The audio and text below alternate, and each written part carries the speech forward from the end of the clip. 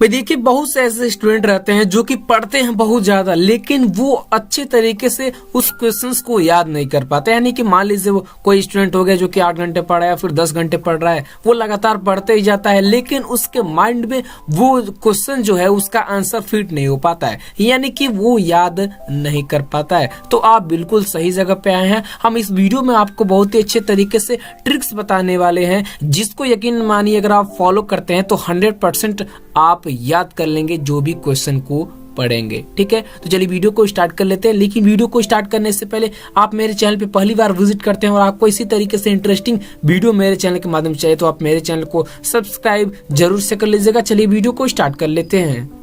Tips number 1, भाई देखिए, आपको उत्सुकता को बढ़ाना है। उत्सुकता को बढ़ाने का मतलब ये कि आपको सबसे पहले शेड्यूल के हिसाब से पढ़ाई करना है, क्योंकि हम आपको बता दें अगर आप शेड्यूल के हिसाब से पढ़ाई करेंगे तो आपका जो याद करने की जो क्षमता होती है ना वो बहुत ही ज्यादा बढ़ जाएगी। और जब आप शेड्यूल बनाते हैं तो सबसे पहले आपको उन्हीं सब्जेक्ट को सिलेक्ट करना है जिसमें आपका मन लगता है, क्योंकि जब आप अपने पसंद के विषय को पहले पढ़ेंगे तो आपके आगे पढ़ने की इच्छा होगी और आपका मन पढ़ने में लगेगा। दूसरा सब्जेक्ट आप ऐसा रखें जिसमें आपका मन बिल्कुल ही नहीं लगता है, क्योंकि ऐसा करने पर आप उसे थोड़ा सीरियस लेंगे और धीरे धीरे वो विषय आपको पसंद आने लगेगा। टिप्स नंबर 2, भाई देखिए, आपको टेंशन बिल्कुल ही नहीं लेना है, क्योंकि बहुत से ऐसे स्टूडेंट रहते हैं जो कि जैसे एग्जामिनेशन का डेट नजदीक आ जाता है तो वो टेंशन लेने लगते हैं और इस तरीके से उनकी जो पढ़ाई है वो बिल्कुल ही नहीं हो पाती है। लेकिन हम आपको बता दें, आपको टेंशन बिल्कुल ही नहीं लेना है, यानी कि स्ट्रेस आपके अंदर थोड़ा सा भी नहीं रहना चाहिए और आप शेड्यूल के अकॉर्डिंग अच्छे तरीके से पढ़िए। और जब आप टेंशन नहीं लेंगे तो आप एग्जामिनेशन में जितना आपका क्वेश्चन याद रहेगा वो बहुत आसानी से लिख भी सकते हैं। टिप्स नंबर 3, आपको शांत जगह पे पढ़ाई करना है। भाई देखिए, बहुत सारे ऐसे स्टूडेंट रहते हैं जिनके पास पर्सनल रूम नहीं होता है, जिसके वजह से उन्हें शांत जगह की थोड़ी सी कमी हो जाती है। लेकिन इस कमी को आप अपने घर की छत या फिर दोस्त के घर पे या फिर पार्क या फिर लाइब्रेरी में पूरा कर सकते हैं, जिससे आप शांत मन के साथ अपनी पढ़ाई को अच्छे तरीके से कर सकते हैं। उसके बाद से टिप्स नंबर 4, भाई देखिए, रात को सोने से पहले आपको पढ़ना है। ठीक है ना। इससे हम आपको बता दें, बहुत से ऐसे स्टूडेंट रहते हैं जो कि ये कहते हैं कि सुबह जल्दी उठने से आपका जो माइंड है वो फ्रेश रहता है और आप आसानी से याद कर सकते हैं। ये तो बात मानकर हम लोग चलते हैं कि हाँ, कुछ हद तक सही है, कुछ हद नहीं, एक तरीके से मानकर हम लोग ये चले कि सही है।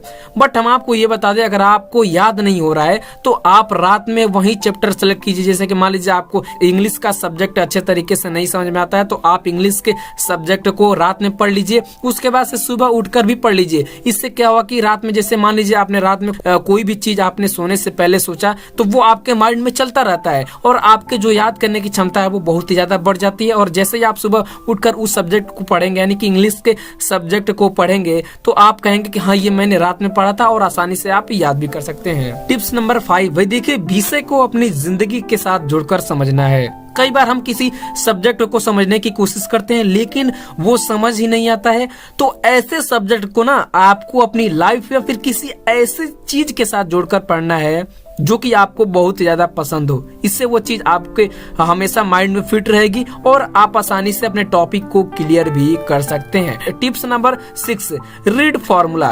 भाई देखिए, साइंस और मैथ्स सब्जेक्ट थोड़े से टफ माने जाते हैं, लेकिन हम आपको ये बता दें, ये जो सब्जेक्ट होते हैं ना बहुत ही आसान होते हैं, क्योंकि एक ही रूल के हिसाब से चलते हैं।